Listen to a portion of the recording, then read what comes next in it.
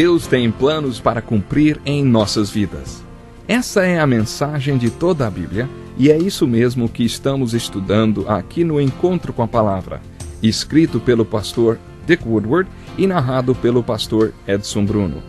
Fique atento a mais um programa que o Ministério Cooperativo Internacional leva a você. Com você agora, pastor Edson Bruno.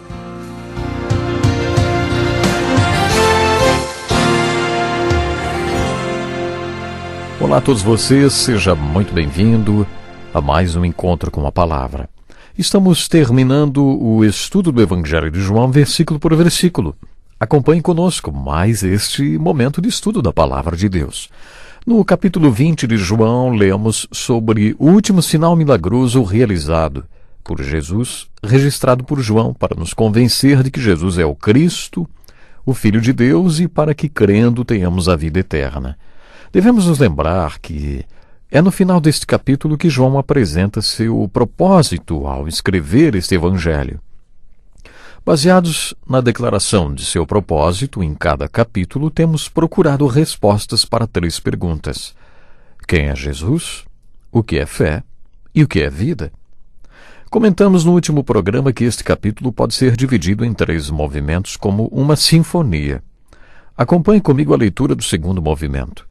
Diz assim: ao cair da tarde daquele primeiro dia da semana, o primeiro domingo de Páscoa, estando os discípulos reunidos a portas trancadas por medo dos judeus, Jesus entrou, pôs-se no meio deles e disse: paz seja com vocês. Tendo dito isso, mostrou-lhes as mãos e o lado. Os discípulos alegraram-se quando viram o Senhor. Novamente Jesus disse: paz seja com vocês. Assim como o Pai me enviou, eu os envio. E com isso soprou sobre eles e disse: recebam o Espírito Santo. Se perdoarem os pecados de alguém, estarão perdoados. Se não os perdoarem, não estarão perdoados. Esta passagem é fascinante. As portas estavam trancadas. Eles ainda temiam que as autoridades religiosas, os religiosos corruptos que tinham crucificado Jesus, viessem atrás deles. Por isso eles se mantinham atrás de portas trancadas. E sem abrir as portas, Jesus apareceu no meio deles e lhes deu a saudação de paz, e depois a grande comissão.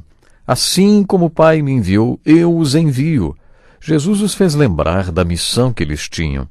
Ele os fez lembrar do fato de que, como Jesus orou no capítulo 17, ele seria glorificado neles à medida que eles levassem as boas novas ao mundo perdido. E ao passar a grande comissão, Jesus soprou sobre eles e disse: recebam o Espírito Santo. Alguns teólogos afirmam que Jesus estava apenas dizendo que quando o dia do Pentecostes chegasse, eles receberiam o Espírito Santo. Mas o original grego, sugere que ele inspirou e expirou sobre eles e disse: recebam ou peguem o Espírito Santo. Ele poderia ter dito: recebam o Espírito Santo quando ele vier, e aí cumpram a grande comissão. Parece que é isto que os outros evangelhos sugerem. Ao mesmo tempo, Jesus diz: se perdoarem os pecados de alguém, estarão perdoados. Se não os perdoarem, não estarão perdoados. Durante a história da igreja, alguns interpretaram este versículo como se ele significasse que o ministro, aquele que anuncia o evangelho aos pecadores, tivesse o poder de perdoar. E por isso podia dizer: eu o perdoo. Esta é uma das maneiras como este versículo foi interpretado. Outra maneira é a seguinte: quando você anunciar o Evangelho a uma pessoa, se ela crer, então você pode lhe assegurar que os pecados dela foram perdoados. Se por causa de orgulho, teimosia ou por não querer pagar as consequências morais de confiar em Cristo e se arrepender, ou, em outras palavras, recusar-se a crer no Evangelho, você poderá anunciar a ela que seus pecados não foram perdoados. Eu mesmo, como pastor, já fiz isso muitas e muitas vezes, e qualquer um que pregue o Evangelho pode fazer o mesmo. O terceiro movimento deste capítulo começa no versículo 24 e tem a ver com Tomé. Tomé não estava presente quando Jesus apareceu aos apóstolos. Por isso, os outros discípulos lhe disseram: vimos o Senhor. Mas ele lhes disse: se eu não vir as marcas dos pregos nas suas mãos, não colocar o meu dedo onde estavam os pregos e não puser a minha mão no seu lado, não crerei. Uma semana mais tarde, portanto no domingo seguinte à noite, os seus discípulos estavam outra vez ali e Tomé com eles. Apesar de estarem trancadas as portas, Jesus entrou, pôs-se no meio deles e disse: "Paz seja com vocês." E Jesus disse a Tomé: "Coloque seu dedo aqui e veja as minhas mãos. Estenda a mão e coloque-a no meu lado. Pare de duvidar e creia." Disse-lhe Tomé: "Senhor meu e Deus meu." Então Jesus lhe disse: "Porque me viu, você creu? Felizes os que não viram e creram." Esse é o terceiro movimento. Que história maravilhosa! Jesus tinha consciência de tudo que Tomé havia dito. Isso nos mostra que ele sabe tudo o que nós dizemos também. Não sejamos tão duros com Tomé. Sempre nos referimos a Tomé como aquele que duvidou. Mas você deve estar lembrado que no capítulo 11, quando todos temiam que Jesus voltasse para a Judéia por causa da crescente hostilidade dos líderes religiosos, Tomé foi o que disse: "Vamos também, para morrermos com ele." Naquele dia, ele teve fé. Mas, por alguma razão que desconhecemos, ele não estava reunido com os apóstolos quando Jesus apareceu. Tente se imaginar no lugar de Tomé. Você já viu alguém que tenha ressuscitado dos mortos? Você já enterrou alguém querido e depois voltou a vê-lo vivo outra vez? Pois bem, esta era uma experiência totalmente nova para todos eles. Por isso, não podemos ser tão críticos com Tomé por ter dito: "Se eu não vir as marcas dos pregos nas suas mãos, não colocar o meu dedo onde estavam os pregos e não puser a minha mão no seu lado, eu não crerei." Alguns questionam as marcas de pregos nos pés de Jesus. Não era sempre que eles pregavam os pés da pessoa na cruz. Por isso, essa passagem pode estar indicando que os pés de Jesus não foram pregados.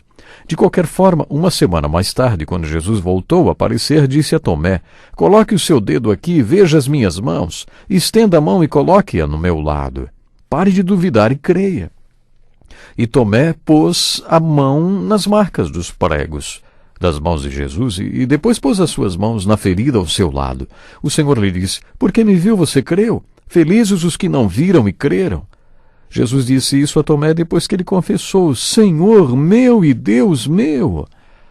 E agora nos deparamos com a argumentação de João para relatar todos os milagres e sinais listados neste Evangelho. Ele quis nos convencer que Jesus é o Cristo, o Filho de Deus. No princípio era aquele que é a Palavra. Ele estava com Deus e era Deus. Ele estava com Deus no princípio. Aquele que é a Palavra tornou-se carne e viveu entre nós. Além de confessar que Jesus é o Salvador, nesta passagem Tomé estava professando sua fé nele como seu Senhor e seu Deus. E ele estava falando sério. Se a história e a tradição estiverem certas, Tomé provou isso nos seus últimos anos de vida. E Jesus lhe respondeu com uma bem-aventurança: "Porque me viu, você creu?" Bem, não só ele, mas todos os outros apóstolos. Eles creram porque viram. Eles viram o Senhor e por isso creram. Mas a bem-aventurança é: felizes os que não viram e creram. De quem Jesus estava falando, hein? Não era dos apóstolos, porque eles creram quando viram. Jesus estava se referindo a todos os milhões de pessoas durante todos estes séculos que, como você e eu, creram conforme Pedro descreveu. Mesmo não o tendo visto, vocês o amam. E apesar de não o verem agora, creem nele e exultam com alegria indizível e gloriosa. Vocês o amam. Esta é a bem-aventurança daqueles que, mesmo não o tendo visto fisicamente, creram em Jesus. A seguir, João apresenta sua declaração de propósito. O livro já está completo, já chegou ao fim.